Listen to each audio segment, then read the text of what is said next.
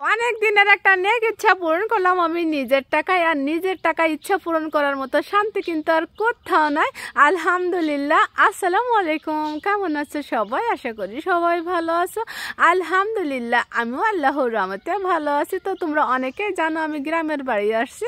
তো গ্রামের বাড়ি আসছি আমি 24 রমজান আর 25 রমজানের সকালে উঠে যে ছোটো ভাইকে নিয়ে চলে গেছি কাটায়, মানে এদের এখানে বাজারকে বলে কাটা। তো আমি বাজার করে এনেছিলাম খুলনা থেকে, আর কিছু ছিল, তো এখান থেকে আমি করে নিয়েছিলাম। মানে মুরগি টুরগিগুলো তো খুলনা থেকে টেনে আনা যায় না, এই জন্য সকালে উঠে যে ভাইকে নিয়ে চলে আসছি এখানে। তো আমি যে মুরগি কিনছি আর যা যা লাগবে সবগুলো আমি বাজার করে তারপরে যে বাসায় চলে আসছিলাম।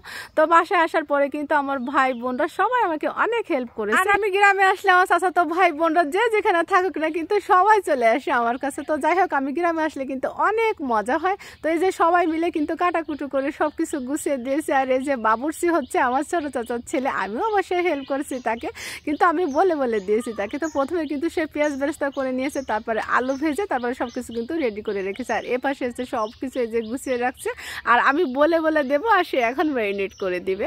তো আমি তাকে বলতেছিলাম একটার পর একটা দিতে, ও তারপরে দিচ্ছিল আর ম্যারিনেট করতেছিল। ও কিন্তু পারে, বোঝে, তারপরে কিন্তু আমি বলে বলে দিয়েছিলাম একটু বেশি পরিমাণে, তো ভয় পাচ্ছিল, এই যে আর কিছু না।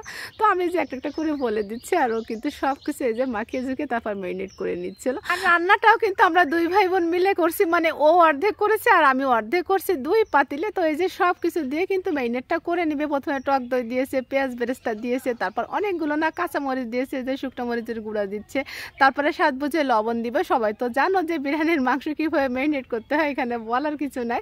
তো আমাকে একটা ভিডিও তো দিতে হয়, তো ভাবছিলাম যে একটু ভিডিও শ্যুট করে রাখি। আসলে কিন্তু আমি সম্পূর্ণ ভিডিওটা দেখাবো না, আর আমার নেক ইচ্ছাটা কি পূরণ করেছি সেটাও কিন্তু তোমাদের বলবো না, বা শেষের অংশে কিন্তু আমি দেখাবো না যে আমি কি নেক ইচ্ছা পূরণ করেছি। তো যাই হোক, আল্লাহ পাকের খুশি করার জন্য আমার নেক ইচ্ছাটা পূরণ করা।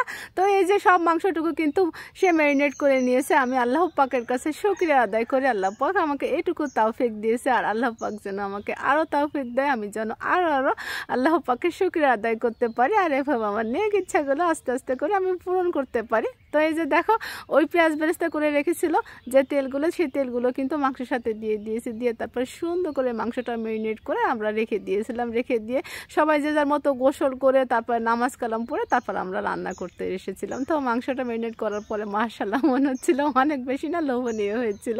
আসলে কিন্তু আমরা সবাই রোজা ছিলাম। তো যাই হোক, ম্যারিনেট করে আমরা গোসল করে নামাজ কালাম পড়ে তারপরে যে রান্নাটা বসিয়ে দিয়েছি।